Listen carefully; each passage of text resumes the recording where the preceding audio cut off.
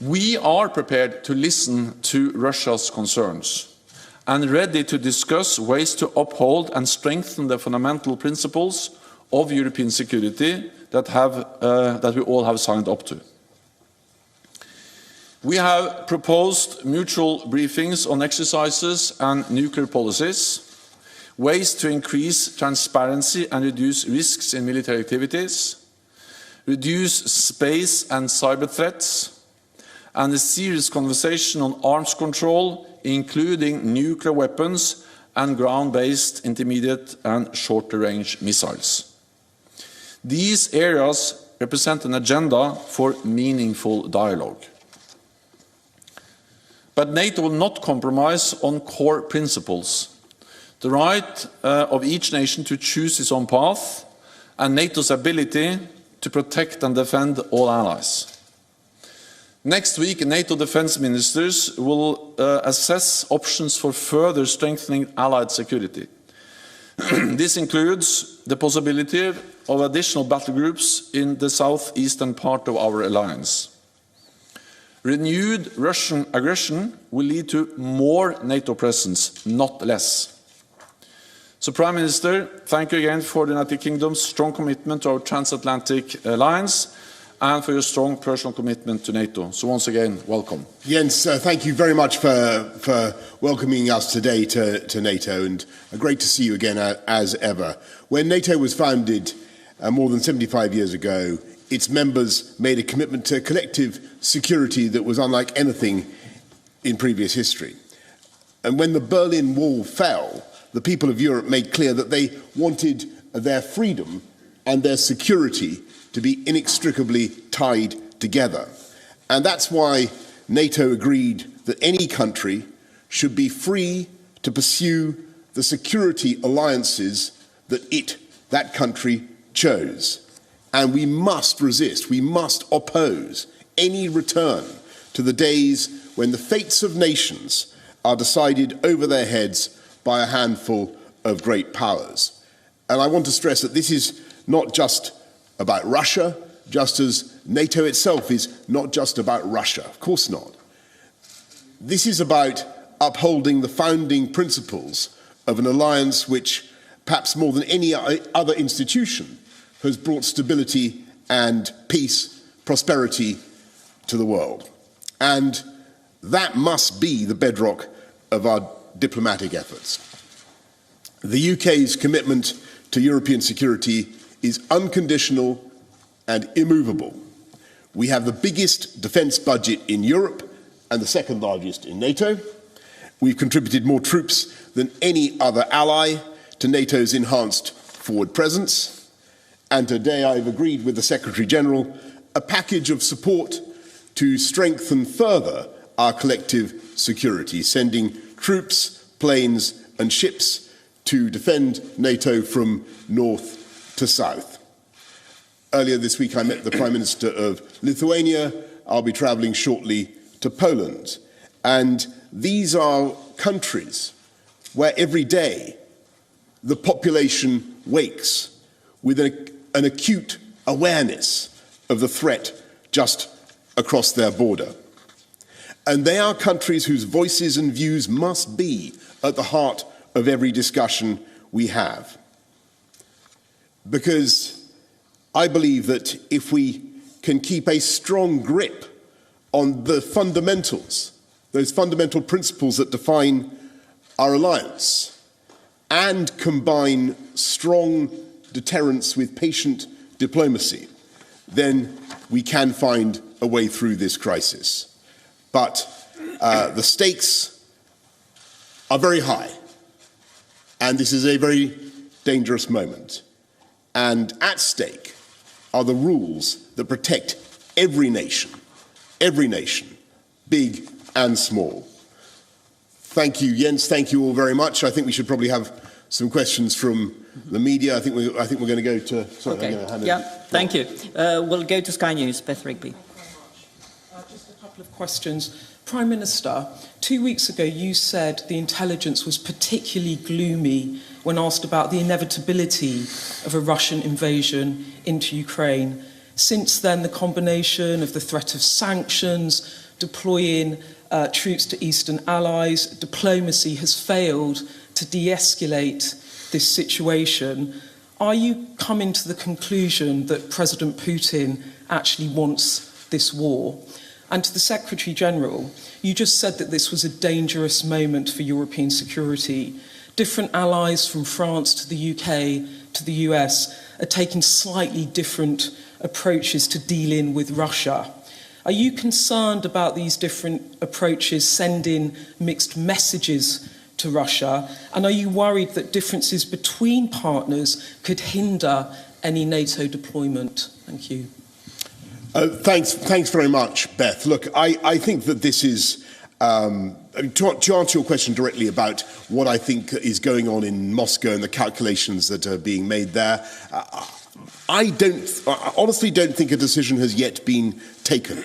But that doesn't mean that it is impossible that something absolutely disastrous could happen very soon indeed. And our intelligence, I'm afraid to say, remains grim, and we're seeing the massing of huge numbers of tactical battalion tactical groups on the borders of Ukraine, 70 or more. This is probably the most dangerous moment, I would say, in the course of the next few days, in what is the biggest security crisis that Europe has faced for decades. And we've got to get it right. And I think that the combination of sanctions and military resolve plus diplomacy are what is in order. And everybody understands you ask about whether we're at one across the West on sanctions. I think increasingly, actually, we are at one.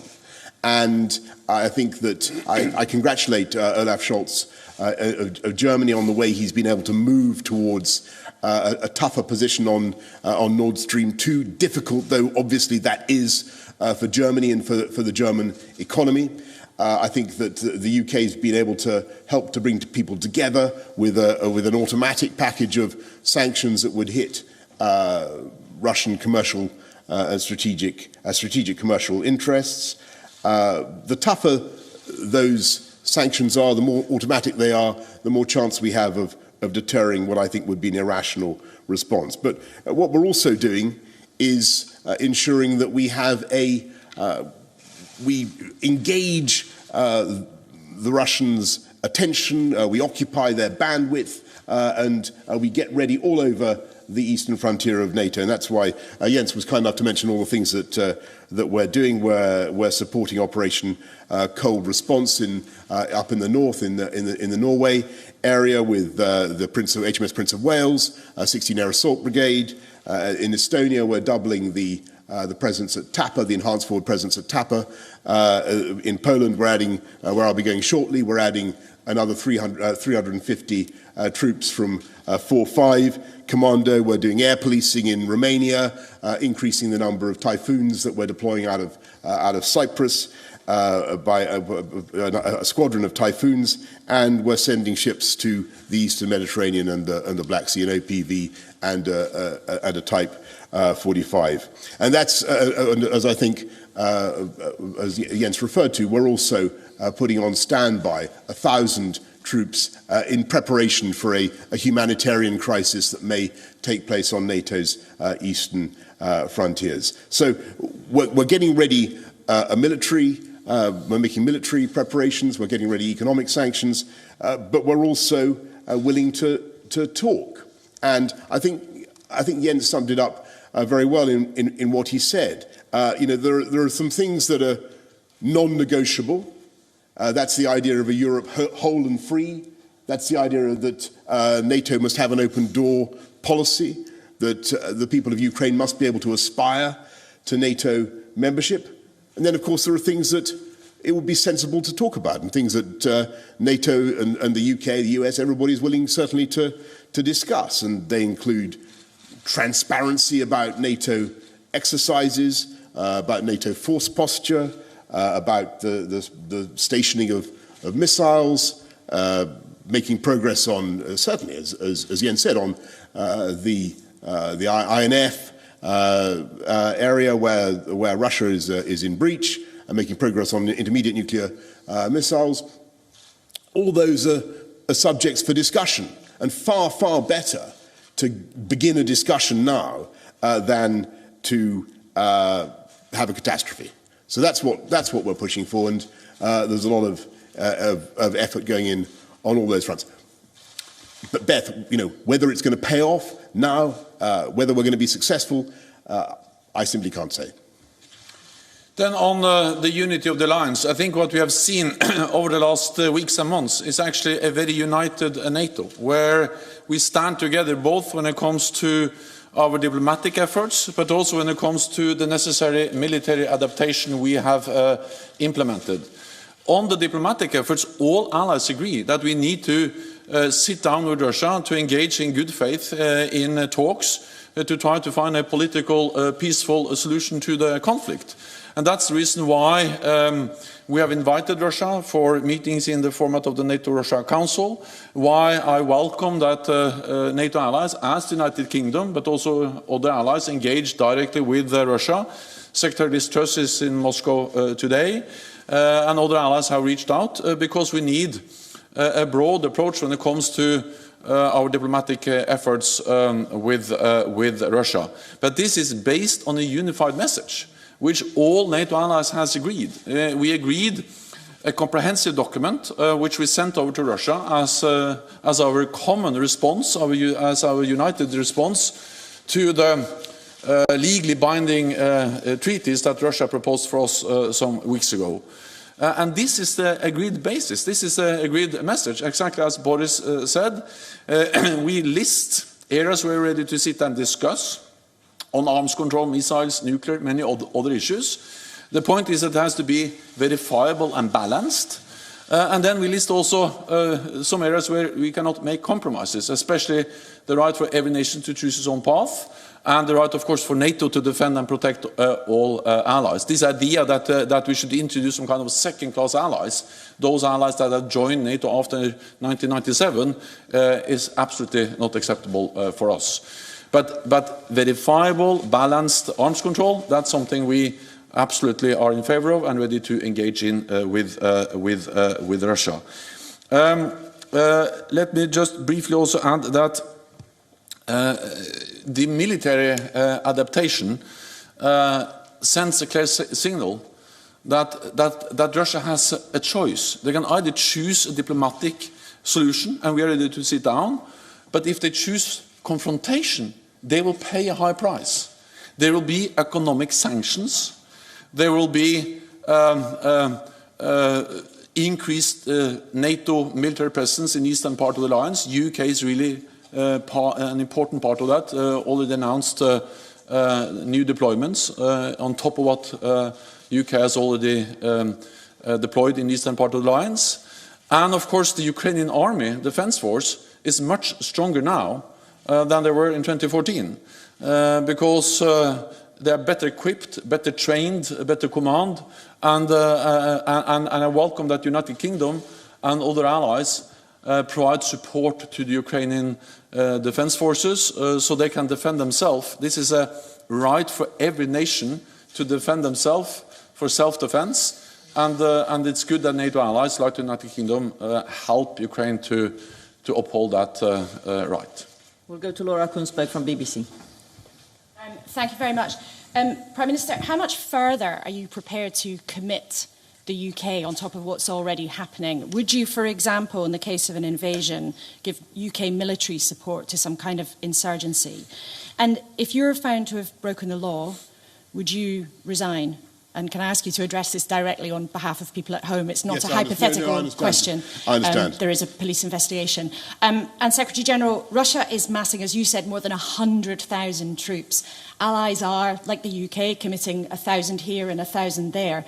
But is the scale of NATO's attempt to protect Ukraine anything like a match for what Russia may be planning?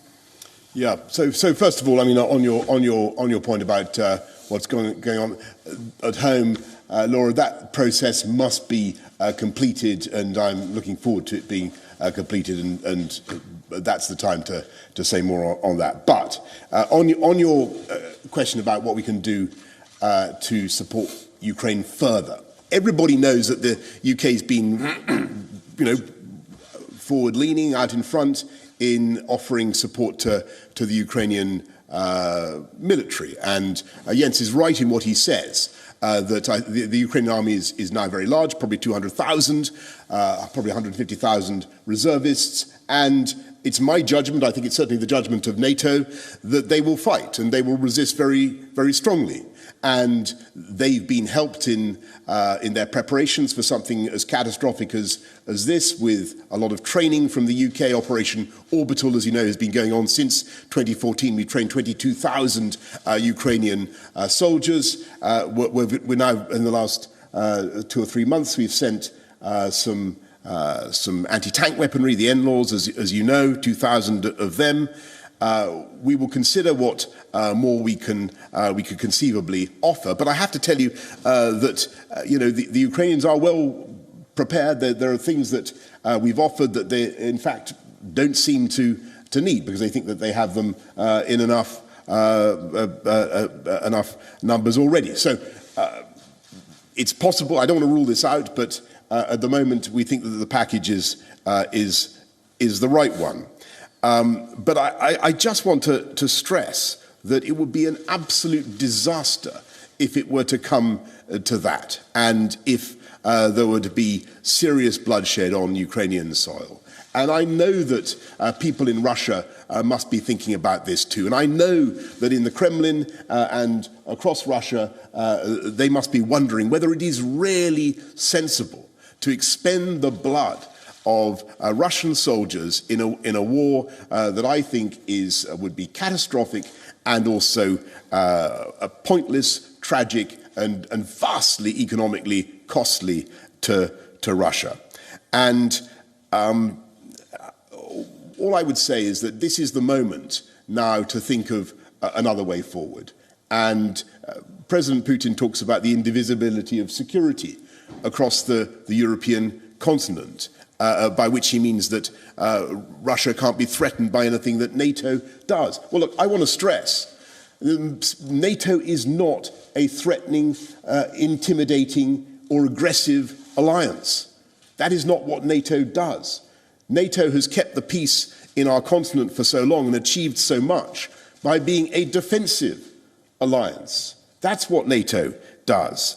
And you can't promote the indivisibility of peace in the European landmass by putting 130,000 troops on the borders of Ukraine.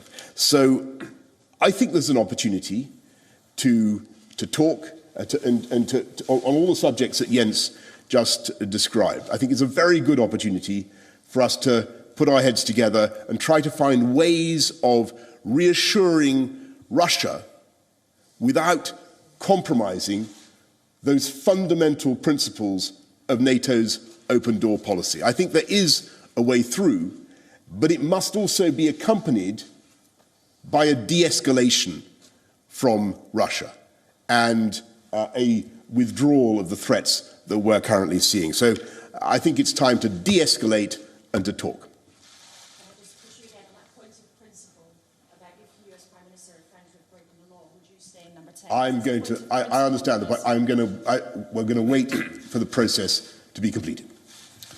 NATO is a defensive alliance, and our purpose is to preserve peace, to prevent conflict, and we do that by standing together, stating clearly, as it is enshrined in our founding treaty, that an attack on one ally will trigger the response from the whole alliance, one for all for one.